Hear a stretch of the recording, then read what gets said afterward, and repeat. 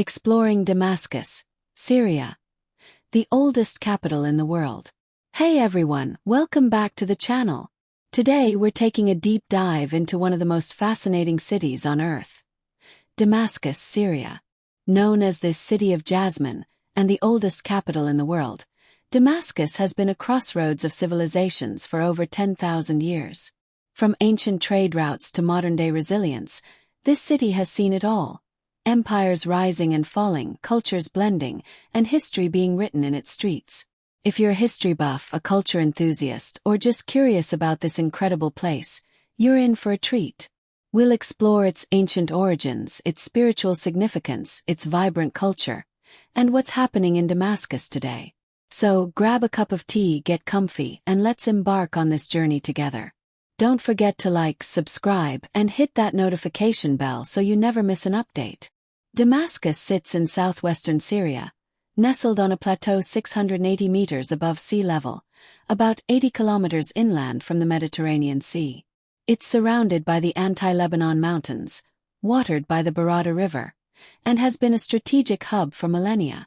Its nickname, the Pearl of the East, comes from its lush oasis setting, a stark contrast to the surrounding desert.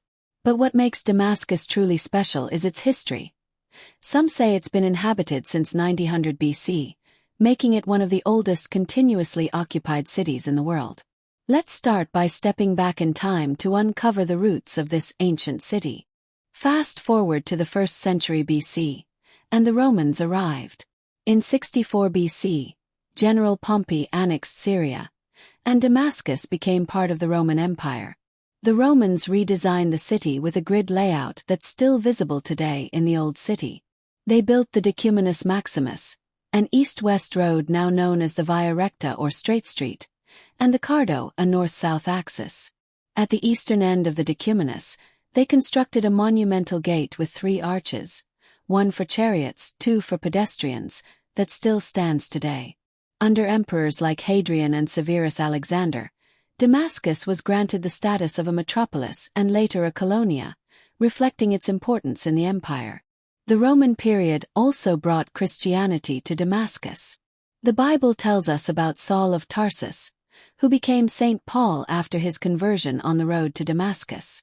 The Ananias Chapel, near the Via Recta, commemorates this event, and Saint Paul is said to have escaped the city by being lowered over the walls in a basket. By the 4th century, Damascus was a Christian city under the Byzantine Empire, but change was coming. In 635 AD, Muslim armies under Khalid ibn al-Walid conquered Damascus, just 3 years after the Prophet Muhammad sent a letter to the city's ruler, urging him to accept Islam. The transition was relatively peaceful. Damascus opened its gates, and the new rulers preserved much of the city's layout. In 661, Muawiyah, the first Umayyad caliph, made Damascus the capital of the Umayyad Caliphate, stretching from Spain to India. This was a golden age for the city.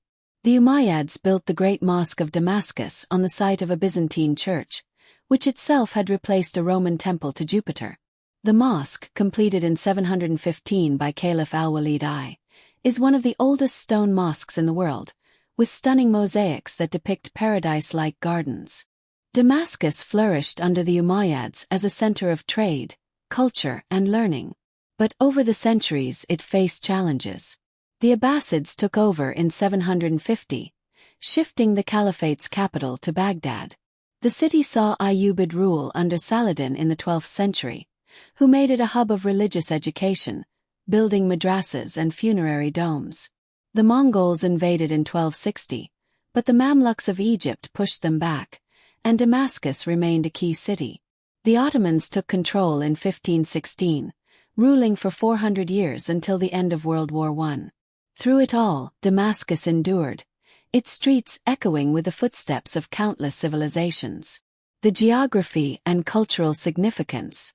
Let's talk about what makes Damascus's location so special. The city sits on a plateau 680 meters above sea level, about 80 kilometers inland from the Mediterranean. It's nestled in the Ghouta oasis, a fertile area fed by the Barada River, which has sustained life here for millennia. The Anti-Lebanon Mountains to the west create a rain-shadow effect, giving Damascus an arid climate, but the river and oasis make it a lush contrast to the surrounding desert. Travelers over the centuries have been struck by the sight of poplars, fruit orchards, especially apricots, and olive groves. A 10th-century geographer, al-Makdisi, called Damascus one of the 4 earthly paradises, and even the Prophet Muhammad is said to have refused to enter, saying man should only enter paradise once. This geography made Damascus a natural crossroads for trade.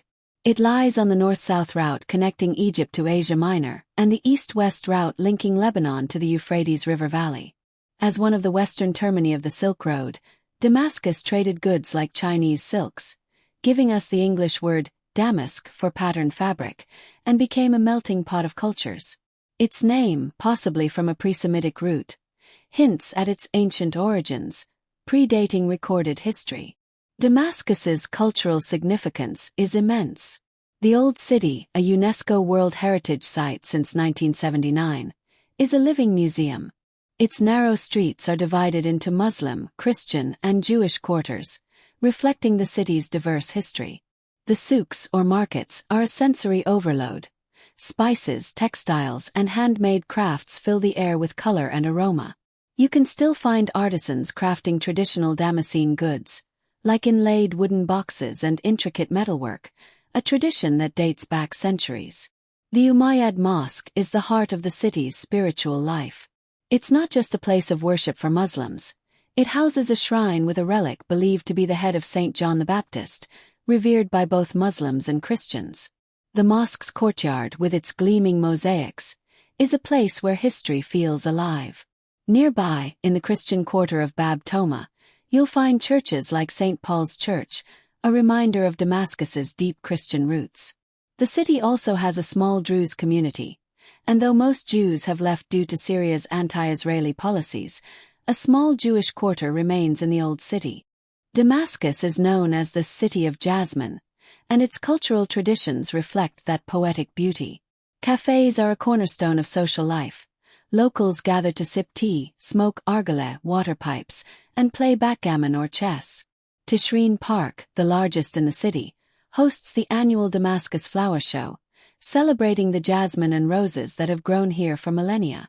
In fact, the damask rose, one of the earliest cultivated roses, is named after the city, tying its legacy to the world of botany. Education and the arts have also thrived here. Damascus University is a modern institution, but the city's tradition of learning goes back to the Ayyubid era, when madrasas were built to teach Islamic theology.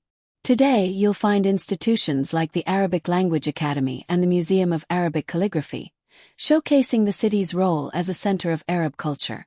The National Museum of Damascus houses artifacts from every era of the city's history, from Neolithic tools to Roman sculptures, and it reopened in 2024 after being closed during the Civil War.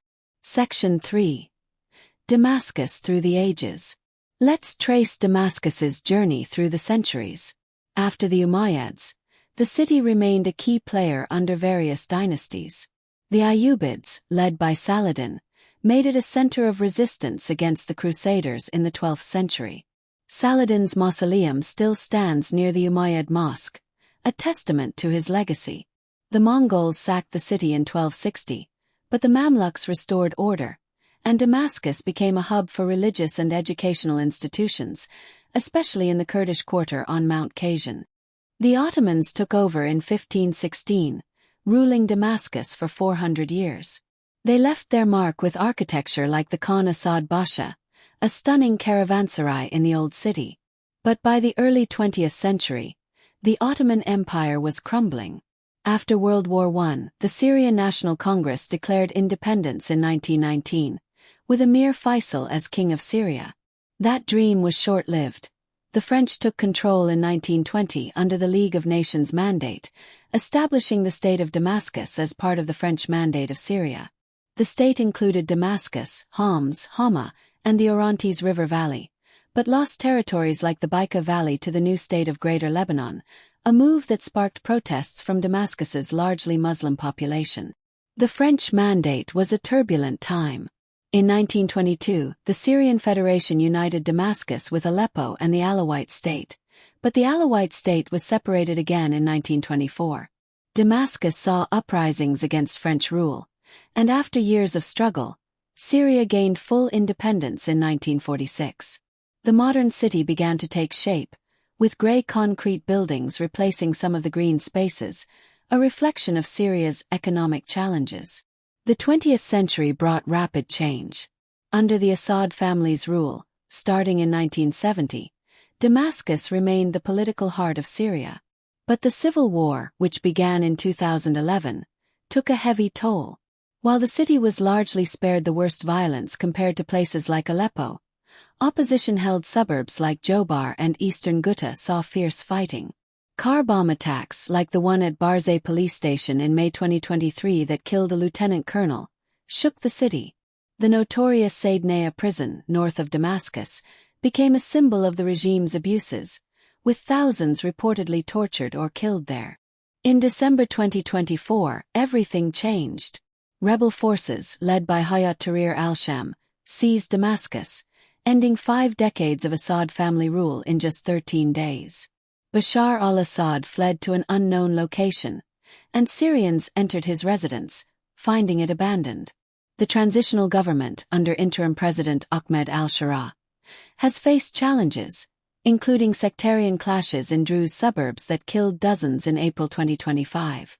Israel launched airstrikes near the presidential palace on May 1, 2025, targeting gunmen attacking Druze fighters, showing the region's ongoing tensions. Despite the chaos, there's hope. The National Museum reopened in 2024, welcoming visitors back to its treasures. Qatar Airways resumed flights to Damascus in 2024, the first in 13 years, signaling a slow return to normalcy. But challenges remain. Neighborhoods like southern Damascus bear the scars of bombardment, and the new government struggles to curb violence against minorities, including the Druze and Kurdish communities. Modern Damascus and its people. Host. So what's Damascus like today? With a population of about 1.8 million as of 2022, according to UN estimates, it's a bustling metropolis, though smaller than its pre-war peak of 4.5 million. The city is divided into 2 districts, Damascus City and Yarmouk, a Palestinian refugee camp that's been heavily affected by the war. Public transport relies on minibuses, with around 100 lines crisscrossing the city and its suburbs. The streets, especially in the Old City, are narrow, and speed bumps keep traffic in check. Damascenes are resilient. About 75% are Sunni Muslims, but the city is a mosaic of faiths. There are over 1,000 mosques, with the Umayyad Mosque as the crown jewel.